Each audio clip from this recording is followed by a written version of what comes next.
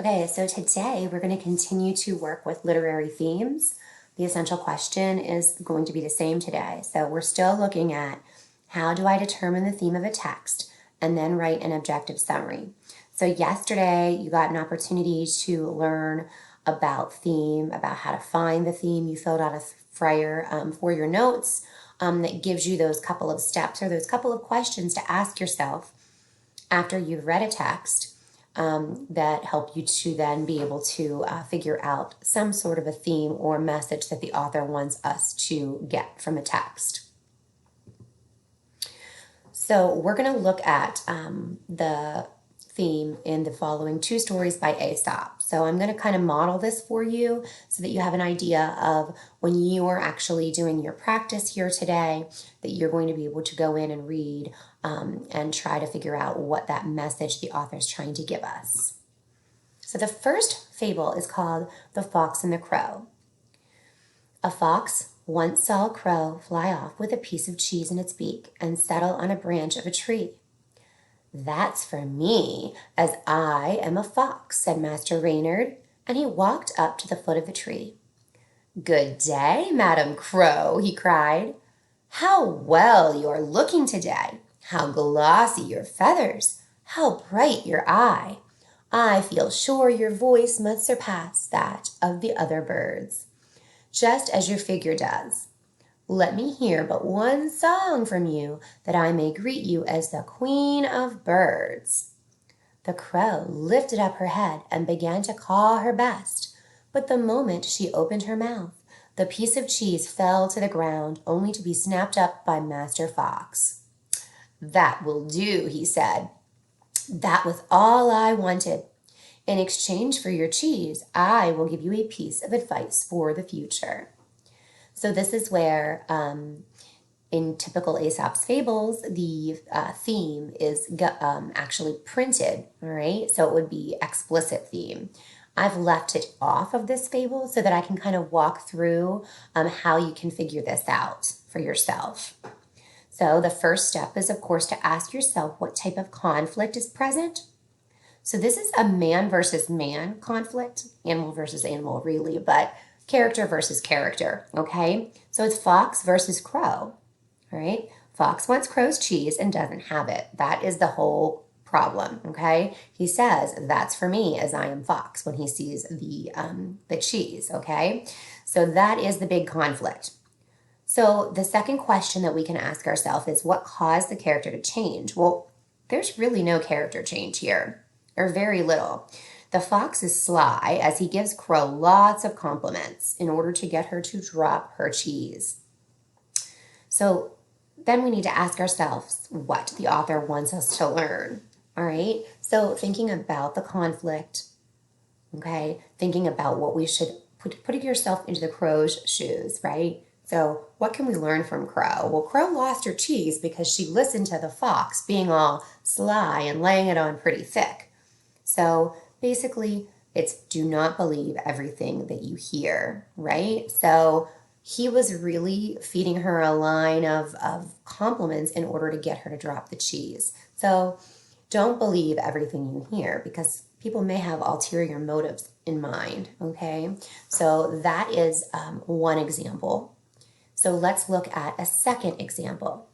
And this one's called The Fox and the Grapes. One hot summer's day, a fox was strolling through an orchard till he came to a bunch of grapes just ripening on a vine, which had been trained over a lofty branch.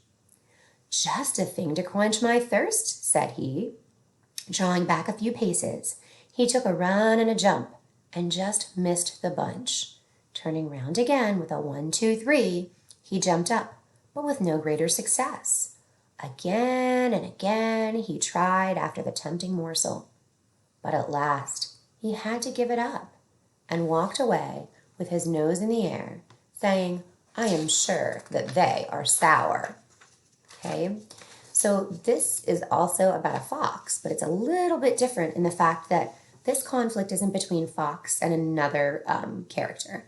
This is between Fox and nature, right? So man versus nature. Fox is thirsty and is trying to get grapes because he's thirsty. So that is the conflict here. He's thirsty. He wants grapes, which have a lot of juice in them.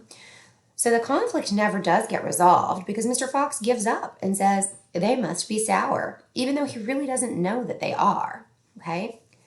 The fox does change, okay? So if you're thinking about the character change here, he started out optimistic and tries very hard to get the grapes. He tries and tries and tries, but ends up being spiteful because he gave up. So there's a bunch of different types of lessons you could learn, but a big one here is that do not hate what you cannot have. So he's being very spiteful and hateful at the end and saying, well, he's putting his nose in the air and he's saying, I'm sure they're sour, even though he doesn't know. So he's hating what he never actually had. So don't hate what you can't have, basically.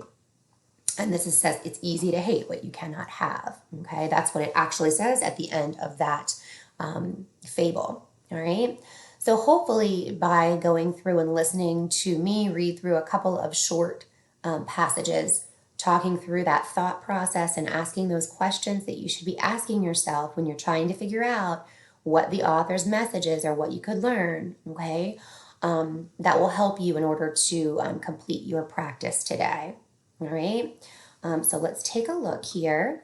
So you will be reading short texts and trying to identify the theme.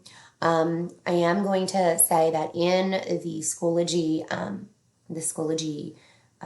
document, it's going to give you some directions, and I do recommend that you can work with a friend on this activity.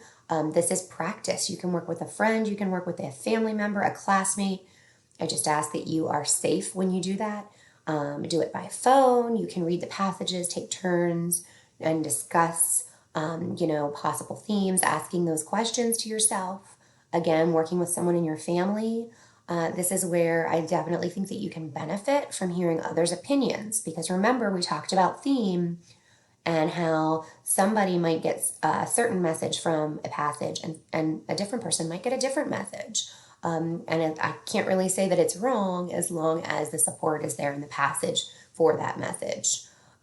So think about how you might work with someone else, whether it's in your house or you call a friend, Zoom with a friend, FaceTime with a friend, okay?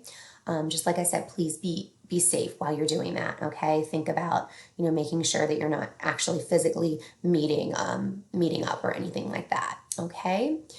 All right, well, as always, if you have questions, message me, come to my Zoom open office sessions, and good luck and have fun finding those themes.